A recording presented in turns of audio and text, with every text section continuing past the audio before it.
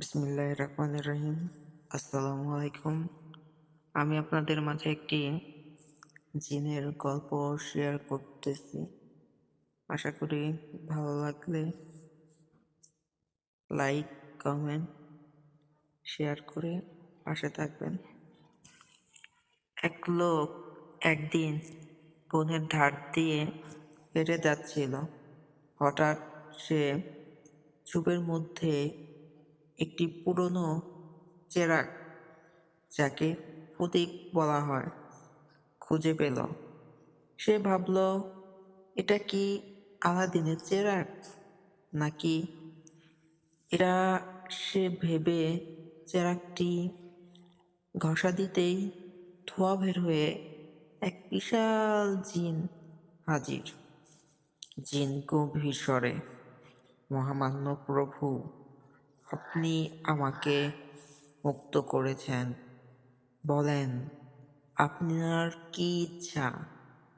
আমি আপনার যে কোনো একটি ইচ্ছা পূরণ করব, তবে মনে রাখবেন ইচ্ছা কিন্তু একটাই। লোকটো তো মহা খুশিতে গদগদ। সে অনেক ভেবেচিন্তে বলল, দেখো বাপু, আমার সমুদ্র ভ্রমণ খুব পছন্দ, কিন্তু আমার খুব সমুদ্রপীড়া আছে। সি বা সিকনেস, মানে জাহাজে উঠলেই বমি পায়। আবার বিমানে চড়তেও আমার প্রচণ্ড ভয়। তুমি এক কাজ করো, আমার দেশ থেকে সরাসরি আমেরিকা পর্যন্ত সমুদ্রের উপর দিয়ে একটি লম্বা ব্রিজ বানিয়ে দাও। আমি নিজের গাড়ি চালিয়ে আমেরিকা যাব। জিন এটা শুনে কপালে হাত দিয়ে বসে পড়ল। প্রভু, আপনি কি পাগল? জানেন এই ব্রিজ বানাতে কত কোটি টন পাথর আর লোহা লাগবে? সাগরের গভীরতা কত জানেন? এই ব্রিজ মেনটেন করা অসম্ভব। দয়া করে অন্য কিছু চান।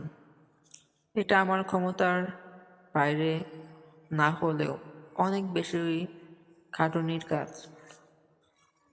লোকটি একটু মন খারাপ করলো।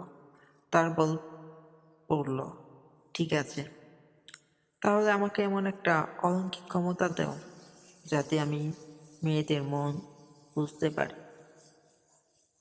তারা কেন হাসে, কেন কাঁদে, কেন হুট করে রেগে যায়, আর তাদের মন আসলে কি চলে, সেটা যেন আমি এক পলকেই বুঝে ফেলি।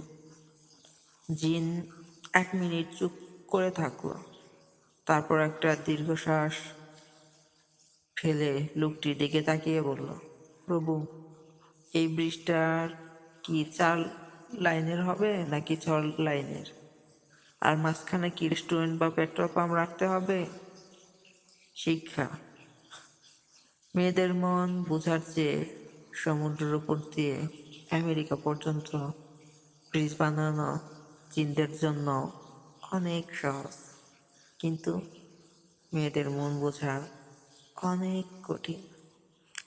ভালো লাগলে আমাদের সাবস্ক্রাইব করে পাশে থাকবেন। আসসালামু আলাইকুম।